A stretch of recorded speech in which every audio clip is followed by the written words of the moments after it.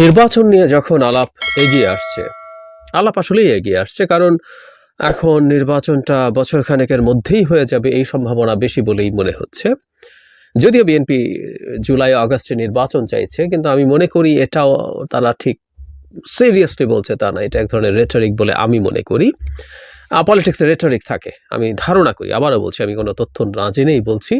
BNP এই চাপটা রাখতে চাইছে নির্বাচন যাতে এই বছরের মধ্যে হয়, কারণ প্রধান উপদেষ্টা দেওয়া সময়ের মধ্যে আরেকটা হচ্ছে mid of next year. So তারা সেটা পছন্দ করবে না ফর শিওর। যাই হোক, এই নির্বাচন যখন এগিয়ে আসছে তখন একটা আলাপ আমাদের মধ্যে চলছে, সেটা হলো আওয়ামী লীগের লোকজন নির্বাচন করতে পারবে কি পারবে না। শেখ হাসিনা এবং তার সাঙ্গপাঙ্গরা কি নির্বাচন করতে পারবেন? মানে এর মধ্যে প্রথম কথাটা হচ্ছে, যদি আওয়ামী লীগ নিষিদ্ধ হয়ে যায় তাহলে তো তাদের আওয়ামী লীগের নামে অ্যাটলিস্ট নির্বাচন করা সম্ভব না।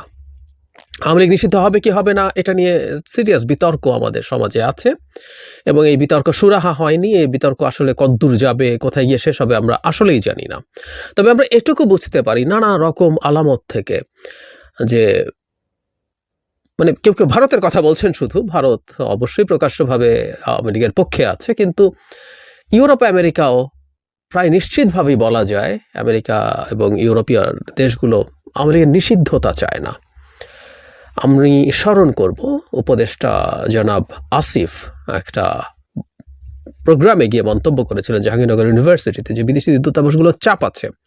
তার মানে আমরা ধরে নিতে পারি যে এই চাপটা থাকলে শেষ পর্যন্ত আওয়ামী লীগের তার নামেই থেকে যাবার সম্ভাবনা আছে। যদি সেটা থেকে যায় তাহলে কি এই সব বিভৎস লোকজন শেখ হাসিনা এবং তার সাঙ্গপাঙ্গরা নির্বাচনে অংশগ্রহণ করতে পারবে? তারা যদি করলে কি বা হবে, সেই প্রশ্ন আসতেই পারে। কিন্তু তারা বাংলাদেশের মাটিতে আবার নির্বাচনে আসবে, এটা মেনে নেওয়া খুবই কঠিন প্রশ্ন, খুবই কঠিন ব্যাপার। আচ্ছা, যদি আওয়ামী লীগ নিষিদ্ধ হয়ে যায় তাহলে কাগজে কলমে আওয়ামী লীগের এসব লোকজন স্বতন্ত্র নির্বাচন করার মতো একটা পরিস্থিতি আছে। কারণ স্বতন্ত্র নির্বাচন যে কেউ করতেই পারে, যেটা পাকিস্তানের পিটিআই এর ক্ষেত্রে হয়েছে, পাকিস্তান তেহরিকে ইনসাফ, ইমরান খানের দল, সেই দলের লোকজন, তার দল যখন নিষিদ্ধ হলো, প্রতীক যখন নিষিদ্ধ হলো, তখন তারা স্বতন্ত্র প্রার্থী হিসাবে ইলেকশন করেছেন, এবং তারা একক দল, যদি স্বতন্ত্রতাকে দল হিসাবে ধরা হয়, একক দল হিসাবে তার সেটা সংখ্যাগরিষ্ঠতাও পেয়েছিল। যদিও তারা জেনারেল মেজরিটি পায়নি, কিন্তু সেটার সংখ্যা অন্য যে কারো চাইতে বেশি ছিল। অবশ্যই ইমরান খান বলে কথা, আমরা ডাকাত শেখ হাসিনা, বর্বর শেখ হাসিনার এবং তার সাঙ্গপাঙ্গদের কথা বলছি না।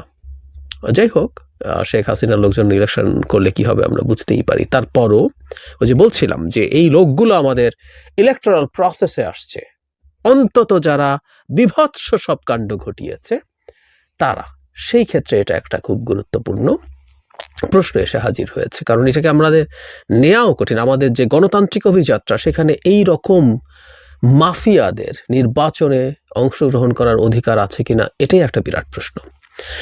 এখন নির্বাচনে অংশগ্রহণ না করার ক্ষেত্রে কি আছে, আমি এবং একটা জিনিস একটু বলি, যে আমি যে সংস্কার কমিশনটার সদস্য, নির্বাচন ব্যবস্থা সংস্কার কমিশন, আমরা সেখানে একটা পথ বের করার চেষ্টা করেছি। এটা ঠিক আওয়ামী লীগকে মাথায় রেখে তা না, এটা ভবিষ্যৎ বাংলাদেশের জন্য এটা এফেক্টিভ। কারণ আমাদের এই ধরনের ঘটনা আরও যদি কেউ ঘটায়, সবার ক্ষেত্রে এটা অ্যাপ্লিকেবল হবে। বিদ্যমান ব্যবস্থায় কি আছে? বিদ্যমান ব্যবস্থায় এটা আছে, আমাদের সংবিধানেই আছে, আর্টিকেল 66(2) এর ঘ, যদি ভুল না করে থাকি। এর মধ্যে বলা হয়েছে, কেউ যদি নৈতিক স্খলনজনিত যে কোনো অপরাধে 2 বছরের, ন্যূনতম 2 বছরের তার সাজা হয়, তাহলে তিনি সাজা খাটবেন, এবং খাটার পর 5 বছর অতিবাহিত না হলে, মানে ধরে নিলাম কেউ যদি 3 বছরের সাজা হয়, তার 3 বছর জেল হলো, 3 বছর জেলে থাকলেন, 3 বছর শেষ হলো, এরপর আরো 5 বছর, তার মানে রায় থেকে 8 বছর তিনি নির্বাচনে পার্টিসিপেট করতে পারবেন না। তারপর তিনি চাইলে নির্বাচিত হওয়ার চেষ্টা, মানে প্রার্থী হতে পারবেন। কেউ কেউ মনে করেন, আমি এটা বলতে শুনেছি, যে এরকম সাজার পর কাউকেই দেওয়া উচিত না। আমি আবার এটা একেবারেই সঠিক বলে মনে করি না। একটা মানুষ তার অন্যায় বা অপরাধের ন্যায় বিচার যদি পান, তিনি সেটা যদি শাস্তি পান, সেটা প্রায়শ্চিত্ত তিনি করেছেন। এবং আমাদের সমাজে প্রত্যেকটা অপরাধীর, প্রত্যেকটা অপরাধ করা মানুষের মেইন স্ট্রিমে ফিরে আসার সুযোগ অবশ্যই অবারিত রাখা দরকার। সেটার জন্য তিনি 2 বছর সাজা খাটছেন কমপক্ষে, সাথে আরও 5 বছর তিনি পার্টিসিপেট করতে পারছেন না, দ্যাটস এনাফ। এখন প্রশ্ন হচ্ছে আওয়ামী লীগকে তাহলে বিচার, এইসব লোকজনের বিচারের কথা আমরা বলছি যে তাদেরকে বিচারের মাধ্যমে রায় দিয়ে এই কাজটা করা যেতে পারে। এখন এখানেও প্রশ্ন আছে, যদিও এটা নিয়ে সিরিয়াস ডিবেট আছে, এটা নিয়ে কনস্টিটিউশনাল ডিবেট আছে, এটা নিয়ে মামলা হয়েছে এবং ভিন্ন ভিন্ন ধরনের মত পাওয়া গেছে। সেটা হলো এই যে সাজাপ্রাপ্ত বলছি, এটা কোন পর্যায়ে?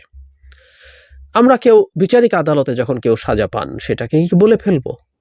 কারণ তাহলে আর এত এত আদালত কেন? অনেক ক্ষেত্রে এই ঘটনা ঘটে যে বিচারিক আদালতে যে রায় হয়েছে সেটা বাতিল হয়েছে উচ্চ আদালতে, হাইকোর্টে বা আপিল বিভাগে।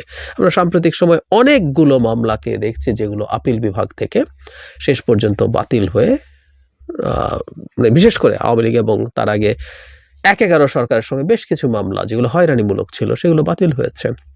কিন্তু তাহলে একটা মানুষকে বিচারিক আদালতে যদি তিনি অপরাধী সাব্যস্ত হন তাতেই কি হয়ে গেল?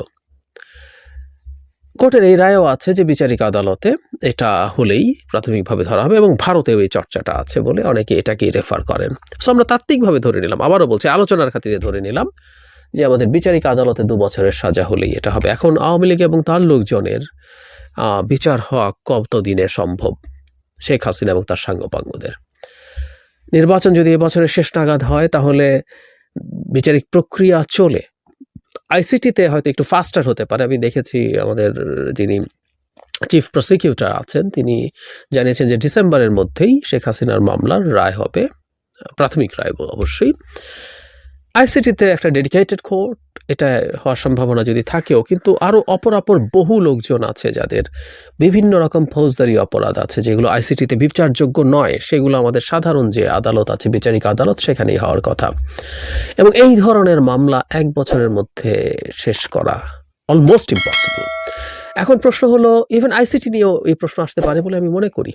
মানে একটা আদালত তৈরি হওয়া এবং জানুয়ারি মাস চলে এসছে, শেখ হাসিনার কিছু বিচার 1 বছরের মধ্যে করে ফেলা যাবে, এটা নিয়ে বাই এনি চান্স আমরা খুব তাড়াহুড়ো করে তাকে কনভিক্ট করতে চাইছি, এতে বিচারিক প্রসেস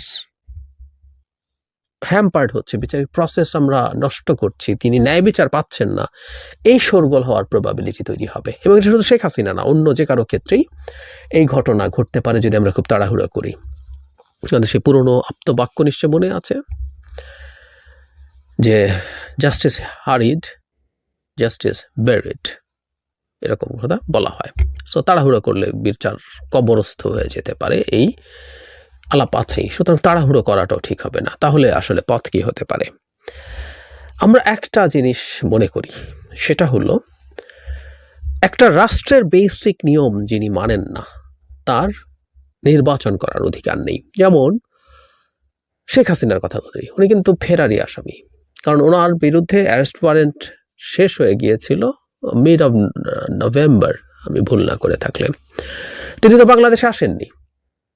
সুতরাং শেখ হাসিনার বাংলাদেশের নির্বাচনে অংশগ্রহণ করার কোনো অধিকার নেই।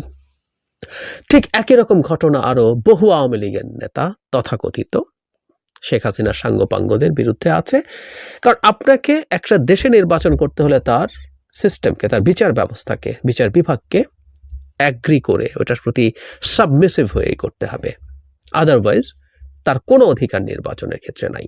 কেউ যদি আসেন এবং যেমন কারাগারে থেকে নির্বাচন করা যায়, আমাদের নিশ্চয়ই মনে আছে 1991 সালে এরশাদ পতনের পর এরশাদ জেলে ছিলেন এবং উনি জেলে থেকে 5টা আসনে নির্বাচিত হয়েছিলেন। মানে শেখ হাসিনা গোপালগঞ্জে তার আসনে জিতবেন কিনা সেই প্রশ্ন আছে। আজকে আসলেই এরশাদ এভাবেই প্রাসঙ্গিক হয়ে ওঠেন, এবং উনি না পালিয়ে দেশে ছিলেন, জেলে গেছেন, জেল খেটেছেন, বেরিয়ে এসে বাংলাদেশের রাজনীতিতে ইন্টারেস্টিংলি ফ্যাক্টর হিসেবে ছিলেন একটা পতিত স্বৈরাচার। এরশাদকে অবশ্য স্বৈরাচার বলা যাবে কি না, শেখ হাসিনাকে শুধু যদি আমরা স্বৈরাচার বলি, আলোচনা অনেকেই করি আমরা। যাই হোক, জেলে আপনি রাষ্ট্রের কাছে আত্মসমর্পণ করে রাষ্ট্রের কাস্টাডিতে থেকে নির্বাচন করা যেতে পারে, কিন্তু যিনি আদালতের চোখে ফেরারি আসামি তার নির্বাচনে অংশগ্রহণ করার কোনো অধিকার থাকা উচিত না। নট অনলি দ্যাট, কারণ আমি ওই রকম আদালতের অ্যারেস্ট ওয়ারেন্ট নেই কিন্তু পালিয়ে আছেন এরকম অসংখ্য মানুষজন আছেন, তাদের ক্ষেত্রেও আমার মনে হয় একটা ব্যবস্থা থাকা দরকার যেটা আসলে তাদেরকে আইনের আওতায় আসার পথ করে দেবে। বাধ্য করবে যদি তারা নির্বাচনে পার্টিসিপেট করতে চান, সেটা হচ্ছে তাদের সশরীরে এসে নির্বাচনে মনোনয়নপত্র দাখিল করতে হবে।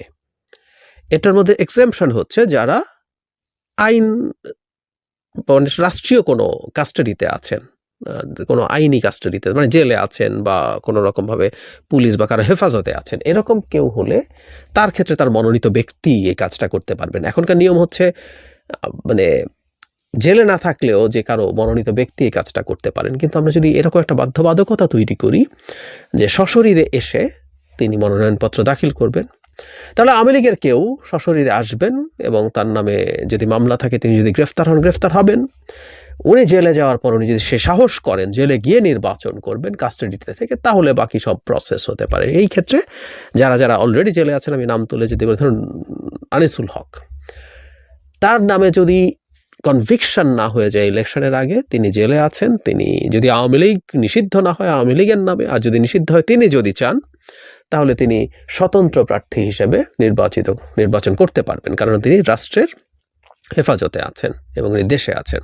কিন্তু পলাতক যিনি কোর্টের দ্বারা ঘোষিত ফেরারি, যার নামে ওয়ারেন্ট আসার পরও তিনি আদালতে আসছেন না ক্রমাগত, অথবা সেটা নেই কিন্তু পালিয়ে আছেন, তারাও দেশে এসে এই কাজটা করছেন না। তাদের যে কাউকে আমরা খুব সহজে নির্বাচনে এভাবে বার দিতে পারি। নির্বাচন ব্যবস্থা সংস্কার কমিশন এই রকম প্রস্তাব দিয়েছে। আমরা আশা করব এই ধরনের প্রস্তাব অ্যাকসেপ্টেড হবে, যে কারণ বারবার বলছি শেখ হাসিনা এবং তার সাঙ্গপাঙ্গদের মতো বিভৎস লোকজনের বাংলাদেশে নির্বাচনে পার্টিসিপেট করার কোনো রাইট নেই। সুতরাং আমি যদি নিষিদ্ধও না হয়, ওই যে আমরা বলছিলাম প্রায় বিচার তো চলবে প্যারালালি, কিন্তু এই নির্বাচনগুলোতে তাদের অংশগ্রহণ এভাবে রেস্ট্রিক্ট করা যেতে পারে। আর সংস্কারের কথা যেহেতু আসলো, আমার যে কমিশন নির্বাচন ব্যবস্থা সংস্কার কমিশন, আমরা ইনফ্যাক্ট গতকালই আমাদের রিপোর্ট দিয়েছি। 4টা কমিশন আমরা রিপোর্ট জমা দিয়েছি। আমরা দিয়েছি সংবিধান সংস্কার কমিশন, দুদক সংস্কার এবং পুলিশ সংস্কার কমিশন দিয়েছে। আর দুটো মানে প্রথম 6টার মধ্যে আর দুটো হচ্ছে জনপ্রশাসন এবং আরেকটা হচ্ছে বিচার, তারা এখনও দেননি। তো যাই হোক, আমি আমার কমিশনের মেইন ইস্যুগুলো নিয়ে, সিগনিফিক্যান্ট ইস্যুগুলো নিয়ে অলরেডি এটা মিডিয়াতে চলে গেছে, আমি কিছু কিছু কথা বলবো। আর অন্য কমিশন যে রিপোর্টগুলো দিয়েছে, বিশেষ করে সংবিধান সংস্কার কমিশন, তারা যা যা বলেছেন সেগুলো নিয়ে হয়তো বেশ কয়েকটা ভিডিও করতে হবে। তারা যা বলেছেন সেটাকে আমাদের কিভাবে দেখা উচিত, সেটার ভালো খারাপ দিক কি আছে, অল্টারনেটিভ কি হতে পারে, কি হতে পারত, সব কিছুর আমি আমার টেক ধারাবাহিকভাবে বলবো। অন্য কমিশনগুলোর রিপোর্ট নিয়েও নিশ্চয়ই কথা বলবো।